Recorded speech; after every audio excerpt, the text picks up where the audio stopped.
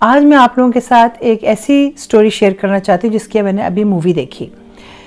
Movie میں یہ ہے کہ دکھایا ہے کہ ایک ماں ہے اور اس کا ایک ٹین ایجر بیٹا رہتا ہے. بڑی اچھی زندگی گزر رہی ہے. ہیں غریب سے لوگ, ایک اپارٹمنٹ میں رہتے ہیں. نیو یارک بیسڈ سٹوری ہے یہ. بچہ جو ہے وہ ٹین ایجر ہے, وہ اسکول میں پڑھتا ہے. بہت اچھا اسٹوڈنٹ ہے, بہت اچھا باسکٹ بال پلیئر ہے. اور یہ 4 دوست ہیں, 3 اس میں سے باسکٹ بال کھیلتے ہیں اور ایک ویسے ان کے ساتھ ایک ان کا دوست ہے. فیوچر بڑا برائٹ ہے اس بچے کا کہ یہ کالج ڈیفینیٹلی یہ کالج جائے گا اور کالج کی یہ ٹیم پہ کھیلے گا. باسکٹ بال کالج کی ٹیم پہ کھیلنے کا مطلب یہ ہے کہ آپ بہت بڑے, واقعی بڑے سپر پلیئر ہیں اینڈ آپ کا فیوچر بڑا برائٹ ہے کیونکہ you will be making millions. ان میں سے ایک جو بچہ ہے جو باسکٹ بال ان کے ساتھ نہیں کھیلتا مگر ان کا دوست ہے, وہ جو چوتھا دوست ہے, وہ ایک دن وہ شرارتی سا بچہ ہے. وہ جو دوسری جو ٹیم کھیلنے آتی ہے وہ اس کے سے پیسے چوری کر لیے, کہیں جا کے انہوں نے سب نے مل کے کھانا کھا لیا, مطلب اس طرح کی حرکتیں کرتے ہیں. یہ بہت پیاری طبیعت کا بچہ ہے. یہ اس کا ایک دوست ہے جو کینسر سے مر رہا ہے, یہ اس کو لے کے جاتا ہے اور اس کو ایک دن اس کو ہاسپٹل سے لے کے جاتا ہے اور شہر پھراتا ہے کہ یہ تمہارا, چلو میں I want to give you this as a gift. اس طرح کا بچہ ہے, پیار کرنے والا بچہ ہے, بڑی اچھی طبیعت کا بچہ ہے. اچھا, اس بچے کی عادت ہوتی ہے کہ یہ مستقل اب لکھتا رہتا ہے. ہی از اے رائٹر, یہ کچھ نہ کچھ لکھتا رہتا ہے. یہ کوئی کہانی لکھ رہا ہوتا ہے یا کوئی پوئم لکھ رہا ہوتا ہے, مستقل اپنے پاس ایک جرنل سا رکھتا ہے اور اس میں لکھتا رہتا ہے. اب جناب ایک دن کیا ہوتا ہے کہ اس کا جو دوست ہے وہ اس کو ایک ڈرگ دیتا ہے اور کہتا ہے یہ ٹرائی کرو. وہ یہ ڈرگ ٹرائی کرتا ہے. چلو, تو اس کے بعد آگے چلتی رہتی ہے زندگی. اس کے بعد کچھ دنوں بعد وہ کچھ لڑکیوں کے گھر لے کے جاتا ہے. وہاں پہ پارٹی ہو رہی ہوتی ہے. وہ لڑکی اس کو ایک ڈرگ دیتی ہے اور کہتی ہے تم یہ ڈرگ ٹرائی کرو. اب اس ڈرگ کو وہ ٹرائی کرتا ہے اور وہ آہستہ آہستہ اس ڈرگ کا عادی ہونا شروع ہو جاتا ہے. حتیٰ کہ وہ اتنا ایڈکٹڈ ہو جاتا ہے کہ ایک دن وہ اسکول میں باسکٹ بال اپنی کھیل رہے ہوتے ہیں, باسکٹ بال کا میچ کھیل رہے ہوتے ہیں, اور اتنا ہی بچہ ہائی ہوتا ہے کہ اس کو کچھ نہیں پتہ چل رہا ہوتا کیا ہو رہا ہے اس میچ میں. یہ گر رہا ہوتا ہے اور اخیر میں وہ میچ ہار جاتے ہیں. جب وہ میچ ہار جاتے ہیں تو کوچ اور اسکول کا جو پرنسپل ہوتا ہے وہ اس کو لاکر روم میں لے کے جاتے ہیں اور کہتے ہیں اس کو الٹیمیٹم دیتے ہیں کہ یا تو تم یہ ڈرگس چھوڑ دو اور یا پھر تم ہمارا اسکول چھوڑ دو. اب ظاہر ہے یہ لوگ ڈرگس پہ اتنے ہائی ہیں کہ ان کو اس کو کسی چیز کی پرواہ کوئی نہیں. اس کا دوست بھی کہتا ہے کہ جی ٹھیک ہے, مجھے کوئی ہمیں you think we care about the school, you think we care about your basketball team, well do whatever you want to do. اور کہتا ہے میں جا رہا ہوں ساتھ. اب یہ دوست اس کو کہتا ہے, اس بچے کو کہتا ہے, یہ بچہ بھی ساتھ اس کے چل پڑتا ہے. اب یہ مڑ کے اپنے تیسرے دوست کو کہتے ہیں کہ تم آ رہے ہو. وہ اس بچہ اس وقت ایک اچھی ڈیسیجن لیتا ہے اور وہ کہتا ہے, وہ ڈر جاتا ہے ایکچولی, اور وہ ایک اچھی ڈیسیجن لیتا ہے اور وہ کہتا ہے نہیں. اب وہ یہ حالت اس کو بڑی لان تان کرتے ہیں کہ تم کیسے دوست ہو, تم اپنے دوستوں کا ساتھ چھوڑ رہے ہو. وہ بچہ رہ جاتا ہے اور وہ بچہ eventually goes to college and becomes a very successful basketball player.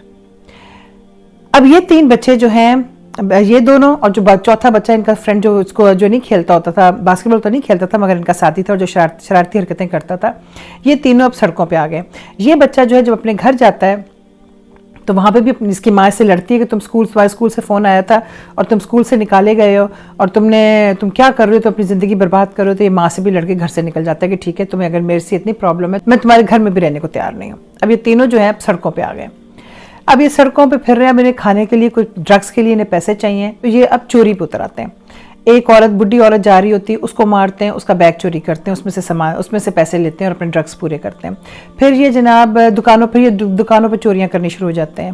یہ ایک دن آئس کریم شاپ میں چوری کر رہے ہوتے ہیں, پولیس آ جاتی ہے, دونوں بھاگ جاتے ہیں, باقی جو ایک بچہ وہاں رہ جاتا ہے اس کو پکڑ کے لے جاتی ہے. اب یہ دونوں جو ہیں اتنے بری حالت ان کی ہو چکی ہوئی ہے کہ یہ باقاعدہ کچرے میں سو رہے ہیں, کچرے میں اٹھ رہے ہیں, بھیک مانگ رہے ہیں, یہ چوری کر رہے ہیں. یہ حتیٰ کہ یہ بچہ اپنے جسم فروشی پہ اتر آتا ہے.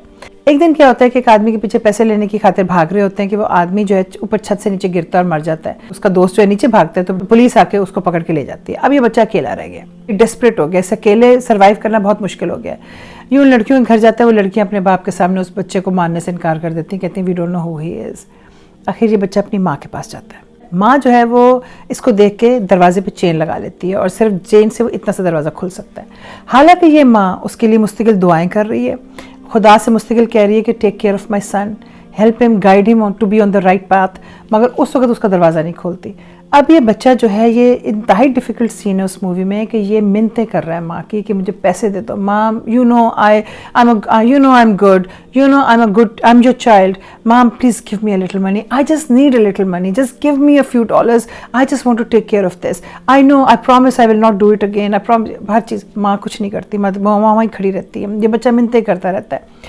آخر وہ ماں پولیس کو بلاتی ہے اور کہتی ہے کہ مجھے کوئی ہراس کر رہا ہے، اس کو پکڑ کے لے جاؤ۔ پولیس آتی ہے، اس کو پکڑ کے لے جاتی ہے اور اس کو جیل میں ڈال دیتی ہے۔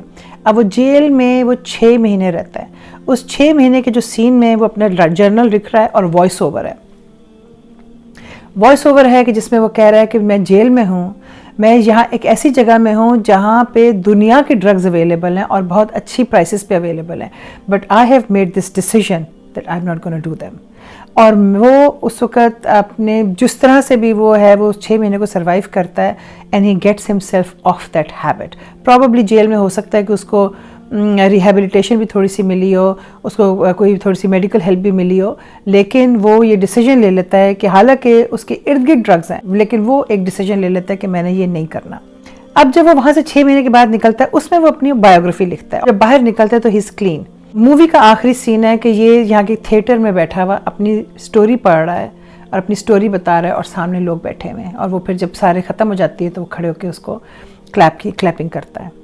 جب اس بچے نے فیصلہ کیا کہ میں نے یہ ڈرگز نہیں کرنے اور وہ راک باٹم ہٹ کر گیا، حالانکہ میری نظر میں راک باٹم تو بہت جگہ پہ ہٹ کر گیا تھا، وہ تب ہٹ کر گیا تھا جب وہ کچن میں سو رہا تھا، تب وہ ہٹ کر گیا تھا جب اس نے پہلی دفعہ عورت کو مار کے، بڈھی عورت کو مار کے اسے بیگ چوری کیا تھا۔ میری نظر میں وہ تب راک باٹم ہٹ کر گیا تھا کہ جب وہ اپنا جسم بیچ رہا تھا، لیکن وہ راک باٹم اس نے تب ہٹ کیا جب اس کی ماں نے بھی اس پہ دروازہ بند کر دیا۔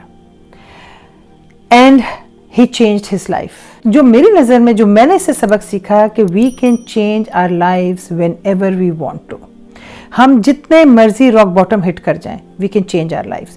اب آپ یہ دیکھیں کہ یہ بچہ جو ہے، یہ کہنے کو anybody can would write him off کہ ڈرگ ایڈکٹ ہے، اس کی اب ڈیسٹنی یہی ہے، اس کی زندگی یہی ہے، اس کو تو یوں ہی مر جانا چاہیے، یہ تو یوں ہی مر جائے کہ ڈرگ ایڈکٹ ہے تو کچرے میں ہی مرے گا، لیکن وہ اپنی لائف چینج کر لیتا ہے۔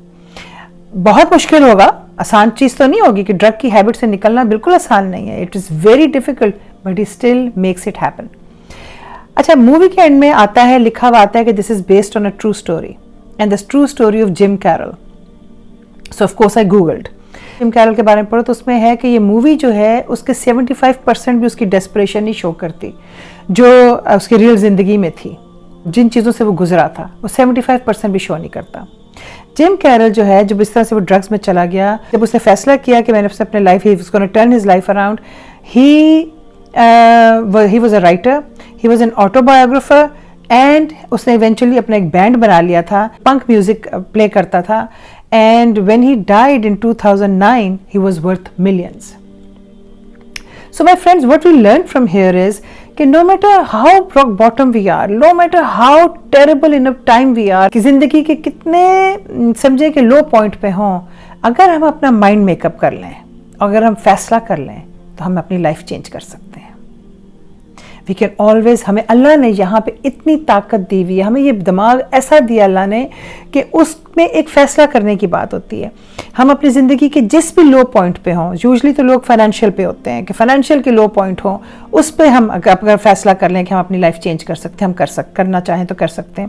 اگر ہم ریلیشن شپ، لیٹس سے کہ ڈیورس ہو گئی ہے اور عورت یوزلی فائنینشیلی اسٹرانگ نہیں ہوتی، تو وہ یوزلی جب ڈیورس سے نکلتی ہے تو فائنینشیلی بہت پرابلمس میں ہوتی ہے، اور اس وقت اس کو لگتا ہے اس کا راک باٹم ہٹ ہو گیا ہے، but you know she can turn her life around.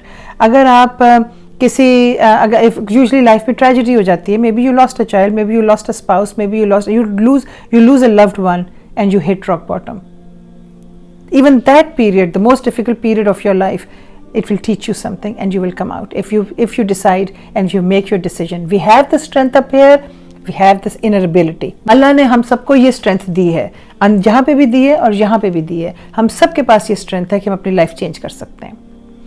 جو میں نے ایک بندے کے بارے میں آج ویڈیو دیکھ رہی تھی، وہ اپنی لائف سٹوری سنا رہا تھا کہ فائنینشیلی وہ بہت اسٹرانگ تھا، اور پھر سم تھنگز وینٹ رانگ، اور he was just a few days away from complete bankruptcy. اس کے پاس چوائس تھی کہ وہ اپنے خودکشی کر لے، مگر وہ کہتا ہے کہ میں اپنے آفس جا کے بیٹھا اور میں نے سوچا کہ یا تو میں خودکشی کر لوں اور یا پھر جو ہو گیا میں اس کو فیس کر لوں، اینڈ ٹھیک ہے میں بینکرپسی فائل ہو جائے گی، میرا گھر چلا جائے گا، کوئی بات نہیں، میری گاڑی چلی جائے گی، کوئی بات نہیں، میرے سب کچھ چلا جائے گا، عزت چلی جائے گی، ہم لوگ اس سے ڈرتے ہیں کہ لوگ ہمارے بارے میں کیا کہیں گے۔ وہ کہتا ہے کوئی بات نہیں، कहता मेरा सब कुछ चला गया, I hit my rock bottom. And then he said he turned his life around and he says today I am far more successful than I ever was. He's worth millions. His name is Dan Lok.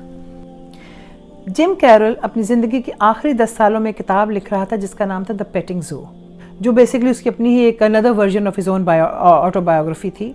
और उसमें भी character जो था वो इसी तरह से rock bottom hit करता है। उसमें जब वो उस बुक को ख़त्म करता है तो उसमें एंड में लिखा हुआ है now is the time so get on with it, take that final step and fly.